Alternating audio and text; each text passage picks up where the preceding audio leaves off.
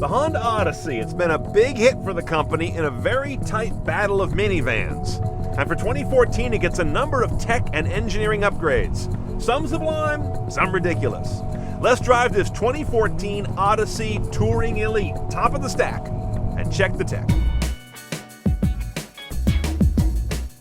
Now, identifying a 14 Odyssey is not too hard because they've done a mid-cycle revision. An aluminum hood, different lines around the face, quite a few different feature lines on the body. What happened here? And there's a vast gutter back here for the slider hinge, more visually than you normally see on minivans. And then it all kind of comes to this unpleasant end. So if you do like this, it's kind of an attractive minivan.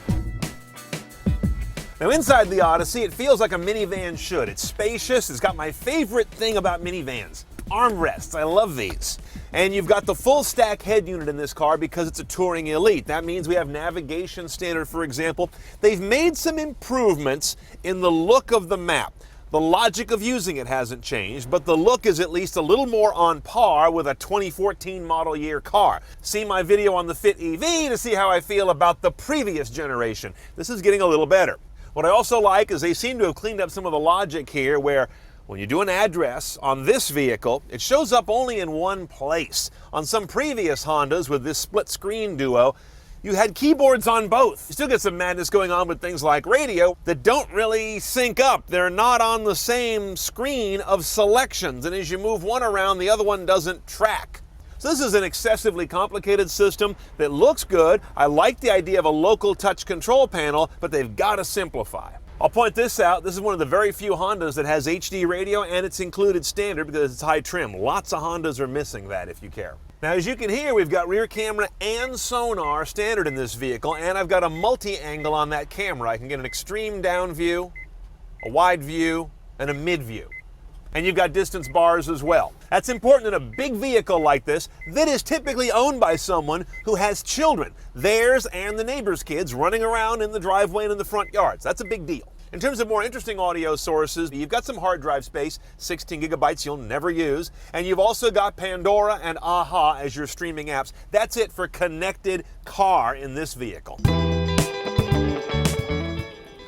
Now back here is a wonderland of entertainment technology. Standard on the Touring Elite is this Gigunda super wide drop-down LCD screen and this wireless remote that goes with it. You can split this guy to have one screen or two. You can choose HDMI, for example, on the other side, DVD from the deck up there on one side, and of course you get nothing on one side because nothing ever works that well, does it? For some reason, the HDMI port is way back in the third row. I hooked up to that, and then I came in through Apple's adapter to an iPad, but I get nothing. And your kids are going to be really mad when this doesn't work.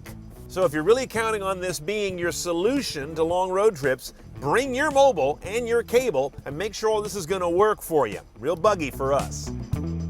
Now, a minivan's not any damn good if you can't carry lots of stuff in it, right? So let's see what this Odyssey does in that respect. We have power doors everywhere, as you probably noticed. Two on the side and this big old tailgate back here.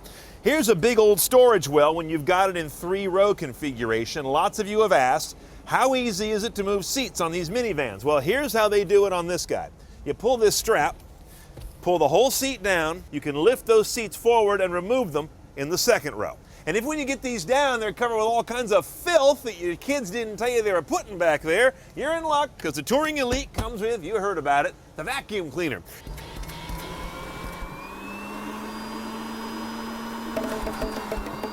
Now under the hood is pretty garden variety Honda stuff, but that's not a bad thing. 3.5 liter V6 sitting side saddle, no tricky stuff, no direct injection, no turbos, nothing like that obviously. The numbers, 248 horse, 250 foot-pounds of torque. This vehicle weighs something around 4,600 pounds in this trim, yet it gets to 60 in a little over 7.5 seconds. That's pretty good, while still delivering 1928 mpg, which is also pretty good. A lot of quieting and noise vibration and harshness technologies here. For example, this engine sits on active engine mounts that sort of intelligently counteract the engine's own weird harmonics to cancel them out before they get transferred into the body shell. Inside the car, you've got active noise cancellation as well. As I mentioned, front-wheel drive only on this guy, 6-speed automatic. That's also new this year. If you want all-wheel drive, go shop somewhere else.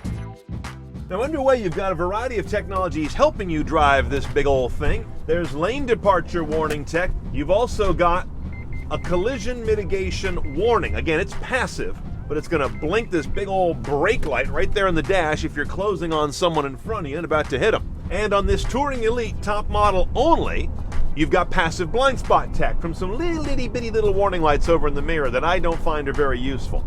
The Odyssey drives better than a whole bunch of smaller sedan and coupe cars that we get in here. It's got a responsive powertrain. The suspension is firm enough without being hard. I find this vehicle perfectly pleasant, if not nice, to drive. If I have any gripes, it's that the steering is over-assisted, especially at freeway levels. It actually makes it a little more laborious to drive, not less. Okay, pricing our Odyssey is pretty easy because we have a Touring Elite. Just about everything's included at about $45,300 delivered.